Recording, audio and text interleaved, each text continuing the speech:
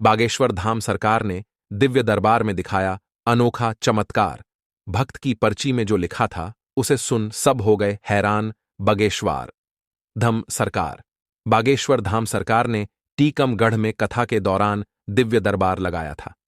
इस दौरान वहां उन्होंने एक भक्त की समस्या का समाधान किया। बड़ी बात यह है कि युवक जो अपनी पर्ची पर लिखकर लाया था, बागेश्वर धाम सरकार ने भी वही पर्ची लिखी थी। बागेश्वर धाम सरकार अपने दिव्य दरबार में चमत्कार दिखाते हैं, पर्ची लिखकर लोगों की समस्या बताते हैं।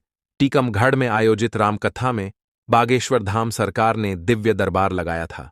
इस दिव्य दरबार में उन्होंने ऐसा चमत्कार दिखाया कि यहां मौजूद श्रद्धालु देखते ही रह गए। दरअसल एक भक्त ने बाबा के दरबार में अर्जी लगाई थी। बाबा के पर्ची लिखने से पहले युवक खुद अपनी पर्ची लिखकर लाया था। उसने अपनी पर्ची अपने सिर में बांधी रुमाल में छिपाकर रखी थी। बागेश्वर धाम सरकार ने अपनी पर्ची में वही बातें लिखीं जो युवक ने अपनी पर्ची में लिखी थी। बागेश्वर धाम सरकार की कथा टीकमगढ़ में आयोजित की गई थी। कथा के दौरान बाबा ने दिव्य दरबार लगाया था।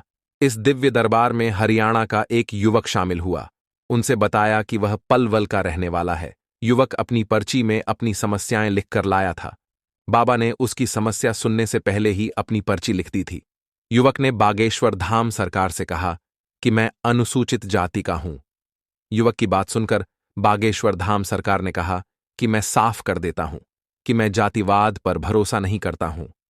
मैं अपने आदर्श राम के मार्ग पर चलता हूं। उन्होंने शबरी के घर बेर खाए और आचार्य वशिष्ठ जी के भी घर गए, इसलिए मैं जातिवाद पर भरोसा नहीं करता हूं।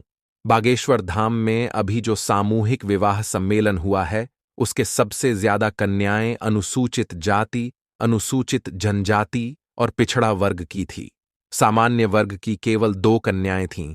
बागेश्वर धाम सरकार ने बताया कि सामूहिक विवाह सम्मेलन में सबसे ज्यादा सहयोग सामान्य वर्ग के लोगों से लिया। उन्होंने कहा कि सामान्य वर्ग से लिए सहयोग से ही गरीब कन्याओं को उपहार दे सका। बता दें कि महाशिवरात्रि के मौके पर बागेश्वर धाम सरकार में गरीब कन्याओं के सामूहिक विवाह सम्मेलन का आयोजन किया गया था, जिसके 122 जोड़ों की शादी कराई गई थी। बड़ी संख्या में शामिल हो रहे हैं श्रद्धालु। टीकमगढ़ में चल रही कथा में शामिल होने के लिए बड़ी संख्या में श्रद्धालु पहुंच रहे हैं।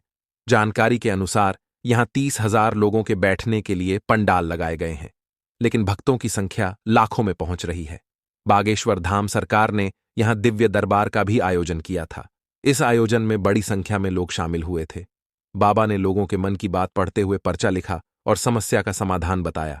बाबा बागेश्वर धाम की जय हो जरूर लिखें कमेंट बॉक्स में।